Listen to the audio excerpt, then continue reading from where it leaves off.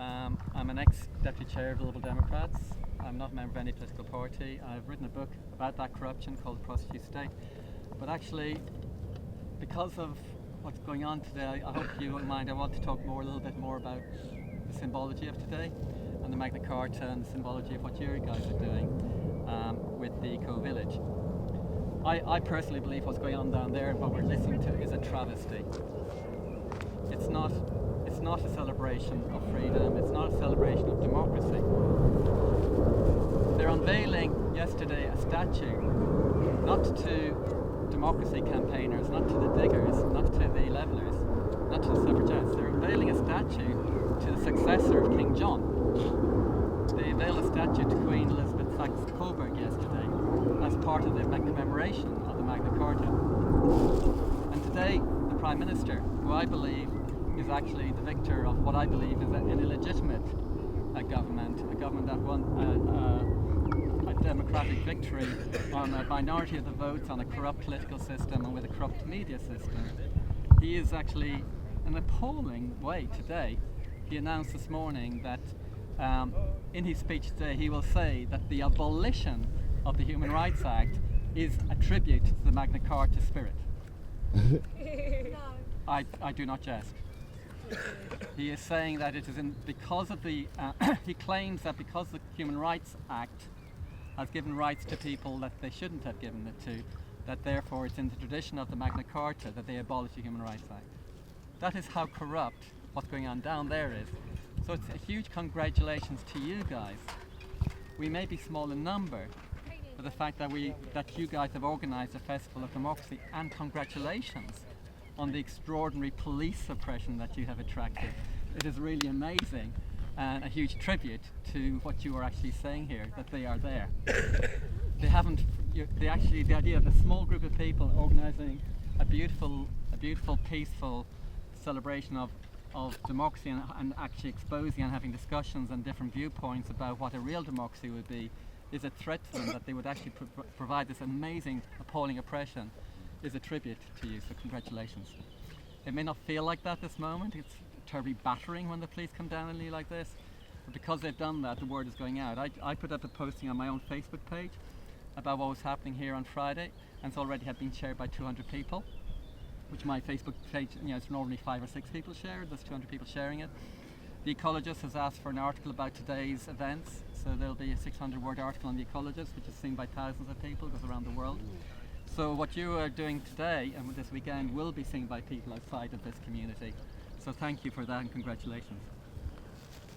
One of the things that people don't realise is that, a lot of people realise, but some people here probably do, the Magna Carta was not about giving freedom to the people. The Magna Carta was about giving power to the barons. Indeed, a subsequent version of the Magna Carta made clear that the Magna Carta entrenched the power of the barons over the working classes and the serfs. And so therefore the idea of the Magna Carta originally is a celebration of freedom for the people is not actually what is true.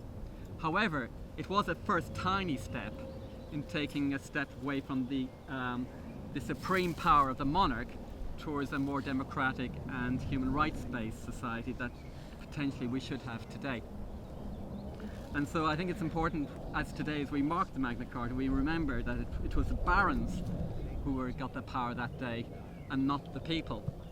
In fact, it has taken 800 years of campaigners and rebellions and struggle and imprisonments, etc., by people like the diggers and the levellers to try and get us to some state of more equality in our society. And in some ways the 21st century was probably a peak of that, where we had social housing, we had the welfare state, we had the National Health Service, all those things achieved by working class campaigns and political campaigns, and the rights to protest and the right to the vote for women and men and people without property. So there's been 800 years of struggle since the Magna Carta to get us to that stage, and in some ways the middle of the 21st century after the Second World War was the peak of that. But I would argue also, since that peak, in the 50s and under the Labour administrations in the 50s and 60s. After Thatcherism, the rights that have been accrued over the last 800 years have significantly started to go backwards, especially under the current coalition government, the current Tory government, and to a large extent the new Labour government. And so therefore, before I want to go on to what's happening now, I would just give a few more words about how what's the reality today reflects the reality that happened in 1215 when they met on the meadows of Runnymede. In 1215 there was an appalling disparity of property ownership, something that you guys here are recognising with the Eco Village and your commemoration and your name of the 2012 diggers and the enclosure of the commons. In 2012, obviously, the aristocrats own the land. But since 2012, unlike most European countries, Britain has not undergone any serious land reform. So the barons of 1215 are still, to a large extent, the barons of 2015. A third of Britain's land is owned by the aristocrats to this day. The successors of the barons still own a third of Britain's land. 0.4% of the population owns 66% of the land in Britain in 2015, making us the second most unfairly distributed land community in the world. So the extreme disparity in land ownership of 1215 is still existent today, 800 years later. And the second form of extremism and inequality that I think is still relevant today as it was in 1215 is wealth distribution. It is mind-boggling that five families, less probably than the number of people sitting around this circle, own more than 20% of the poorest population in Britain. 12.5 million people. They own more than 12.5 million people in Britain, 5 families. That is the reality 800 years later after the Magna Carta was signed. So in a way, the rights of the barons that are enshrined in the Magna Carta still exist today and are enshrined today. And in my view, that's what the police were actually surrounding you on Friday, because they recognise that what you represent is a threat to the barons of the 2015.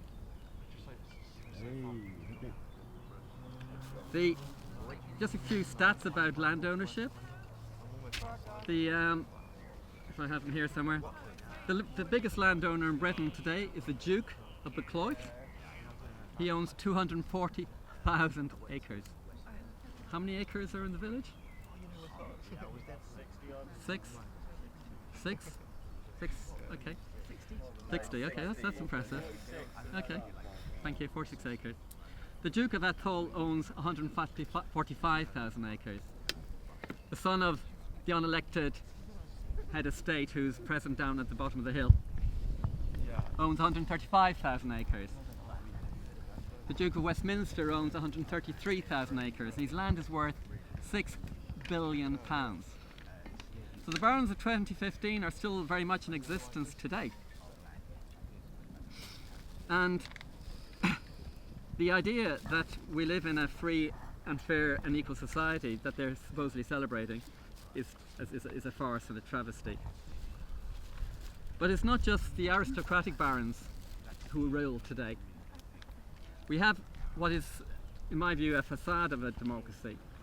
But the real barons today, and remember in 2015, the Magna Carta was an attempt at a peace between the king and the barons, but it didn't hold for a couple of months. There was a thing called the Battle of the Barons. And in my view today, there needs to be another Battle of the Barons. But which barons am I referring to? I believe the barons today are the fossil fuel barons.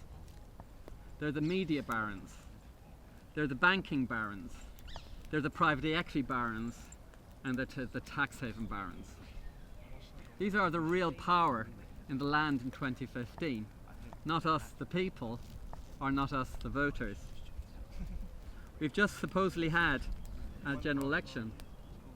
In my view, a travesty of a general election, dominated by the power of the tax haven funders who funded the political parties, and the agenda dominated by the 5 extreme right-wing media billionaires. Were we talking about social housing? Were we talking about the National Health Service? Were we talking about the climate crisis? Were we talking about poverty? Were we talking about land distribution? Were we talking about land reform? I know people here have called this weekend for a land reform revolution to be stimulated by the Runnymede Eco Village. No, we were not. We were not talking about those things which are relevant to society, the crisis of the climate crisis. We were talking about how Ed Miliband eats a ham sandwich. And we were talking about the SNP, a party that represents something like a million and a half people in Scotland. And they turned the SNP into the bogeyman, and they turned Ed Miliband into a bogeyman, a farce, Red Ed. Well, anybody looking at Red Ed's agenda, you can see there's almost no red in it, yet even that tiny proposal to make society more equal was seen as too far to be even considered.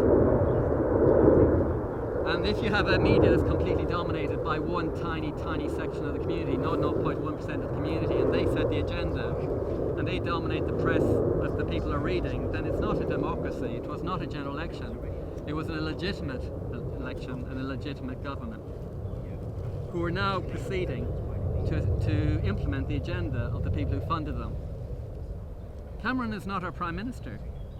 Murdoch and the other 5 billionaires are the real power in the land. Murdoch boasted about how he had persuaded Cameron to trash the Human Rights Act, to abolish it. He boasted on the front page of the Sun newspaper that he had successfully persuaded our Prime Minister to abolish our human rights. That is how powerful they are. They can put it in our faces and tell us to our faces, we're taking your human rights, isn't that wonderful? And what are they basing it on?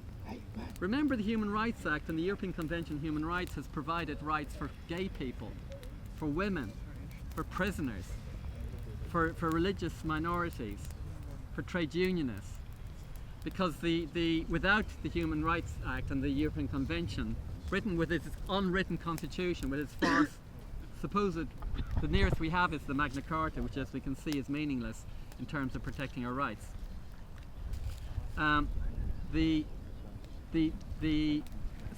Those 5 people are now, through Cameron, pursuing an agenda that will eliminate the remaining rights. Not only the abolition of the Human Rights Act, but also the Extremism Act. And anybody who actually looks at the Extremism Act is quite shocking. In what they are doing is they're basically declaring anybody who has a view different from the establishment view will actually be declared an extremist. Listen to the words of Cameron, Murdoch's Prime Minister in our Murdochracy, what he said. For too long, we have been a passively tolerant society. As long as you obey the law, we will leave you alone. Cameron says that has helped foster a narrative of extremism and grievance, and his government will turn the page on this failed approach. To my mind, those are the most chilling words I ever heard any politician or any Democrat, supposed Democrat, say in our society. What he's saying is, if you obey the law, we won't let you alone. If you obey the law, we disagree with what your views are, we won't let you alone. What he's saying, if we can determine who is an extremist and who is not an extremist, and if we declare you are an extremist, the police will have the power not to let you alone. Just as they refused to let you alone on Friday. But whilst they tried to not leave you alone on Friday, you guys managed to keep the festival going, and we're still here today, and we're still having our talk. And thanks to Drew for getting what's going on out to a wider audience. The power of the barons, these media barons and the equity barons, was very apparent to me when I was deputy chair of the Liberal Democrats. Almost every single thing I democratically got through the party conference in a democratic fashion. Such things as action on climate change, such actions on corporations, such things as electing our nominees to the Lords, such things as clean donations, all adopted democratically. But not a single, we got more issues through democratically at the party conference than anybody had done in the history of the party. But the whole thing was a farce. After 12 years, none of the motions that I got through conference that democratically adopted were ever implemented. We, for example, one outrageous example, we said you cannot be a Liberal Democrat lobbyist and be a member of the Lords. It took us 16 attempts to get that through conference, and they refused to implement it, and those Lib Dem peers continuing to sell the services to fracking organisations, to oil organisations, to nuclear organisations, to arms industries against that act, and they refused to implement it. The second thing we proposed democratically is that we should elect our nominees to the Lords, not the leader appoint them with his power of appointment.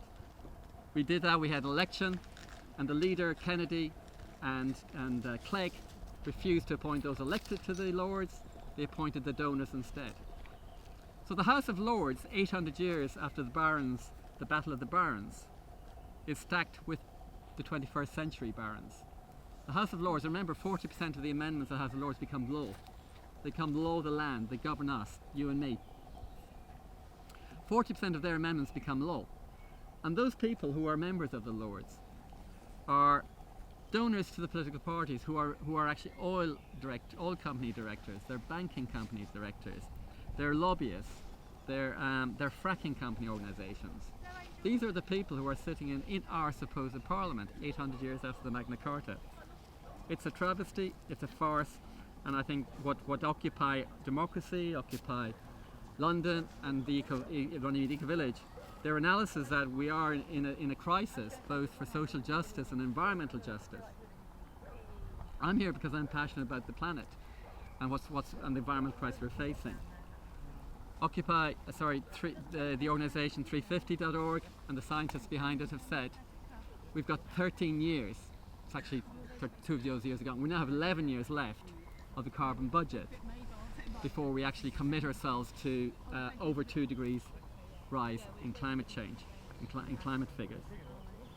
If we go through that budget in 13 years, we're condemning the planet to runaway climate crisis and potentially 4 degrees centigrade by the time our children leave this planet.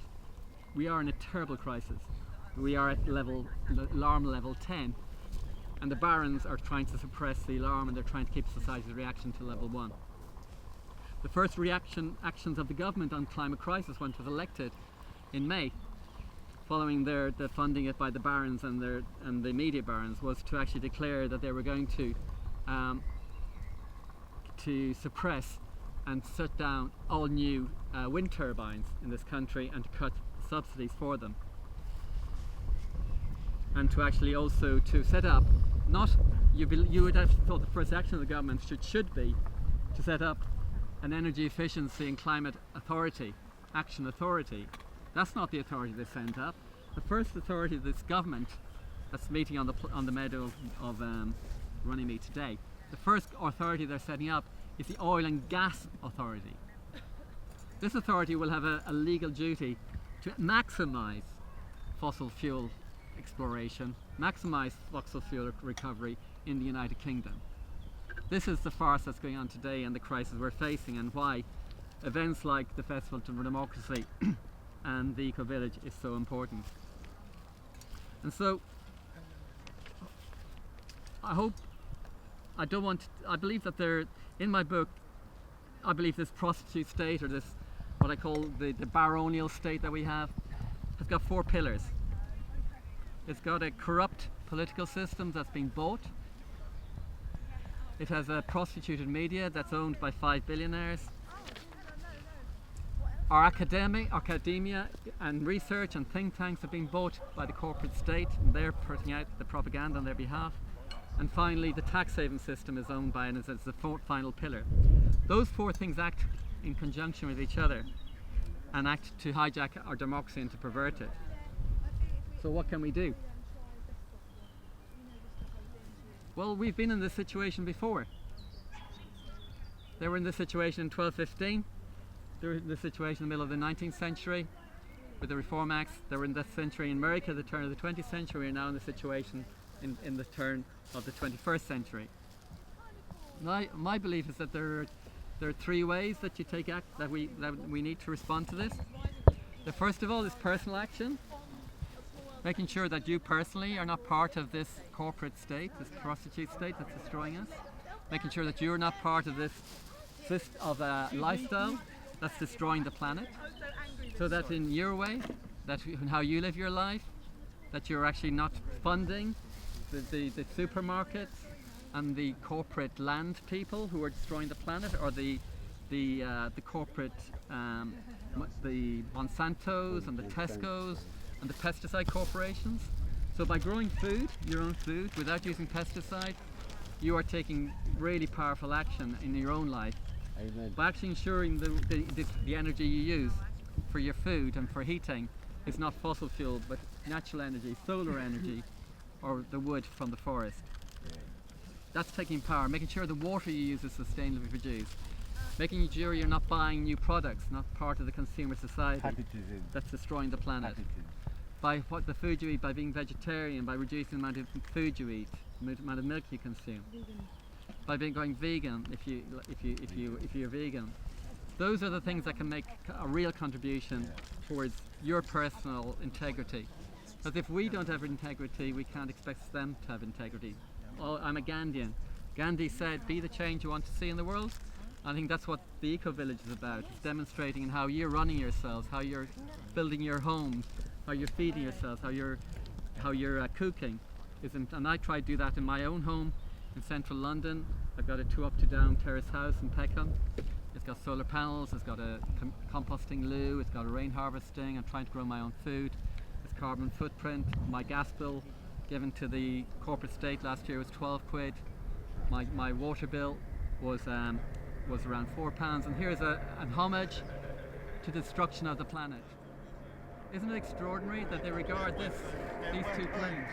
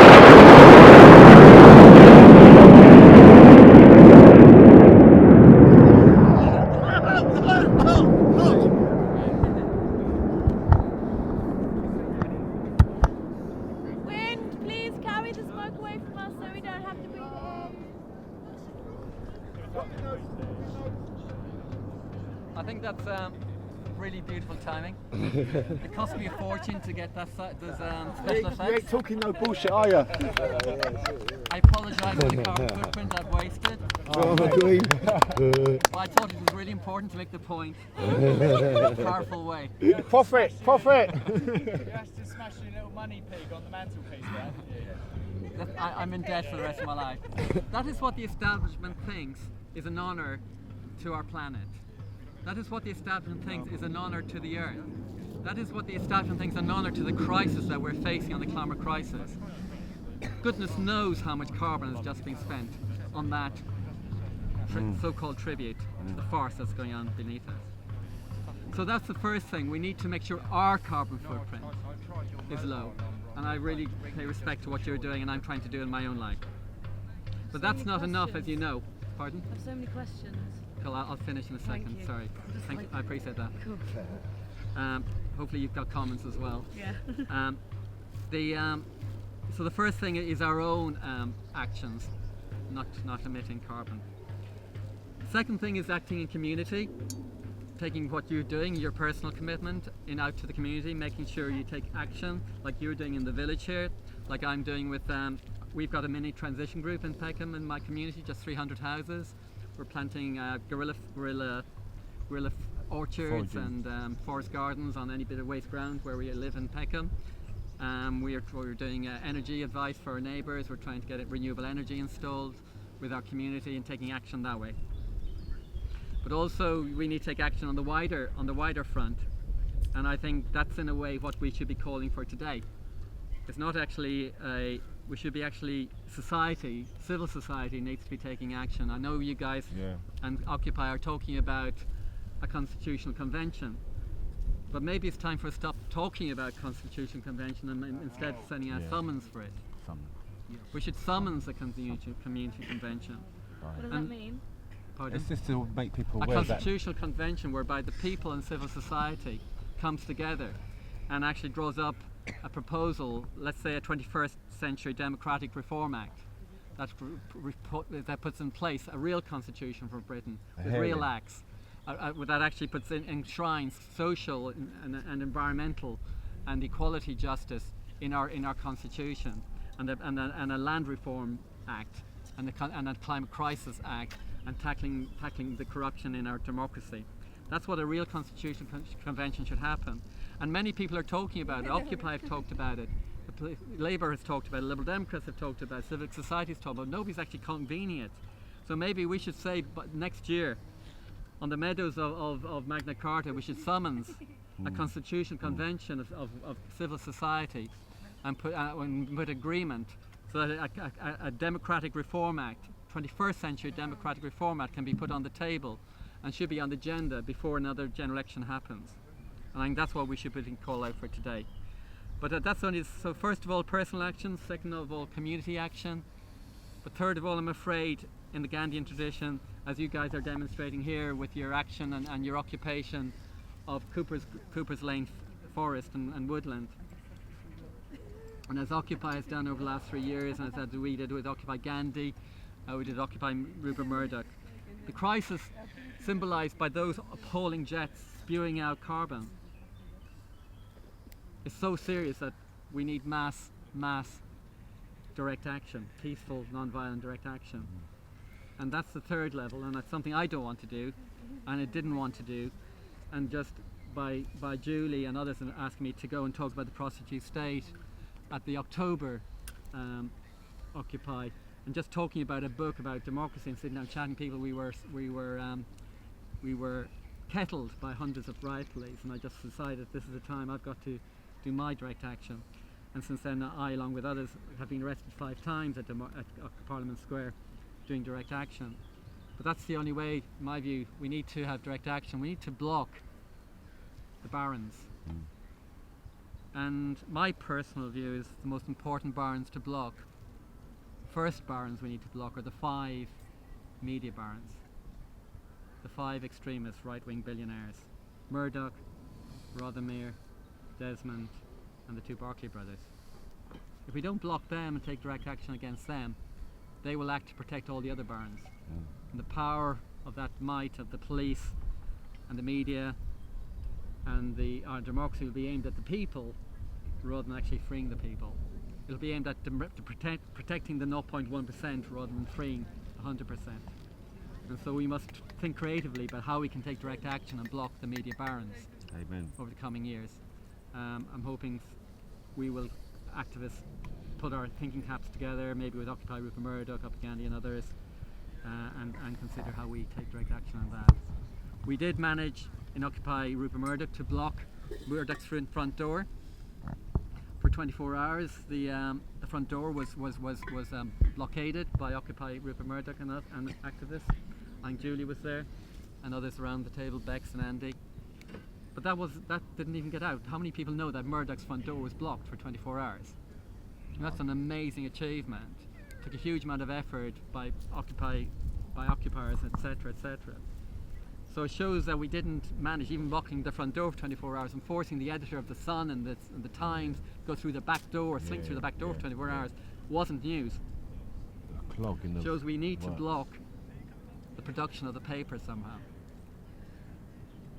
We need to stop those trucks that are taking that power of the barons out to across the country. I think somehow we need to find a way of blocking the trucks delivering the Sun and the Times and the Mail. Okay. That would be something really amazing. Thank you. Rolling roll.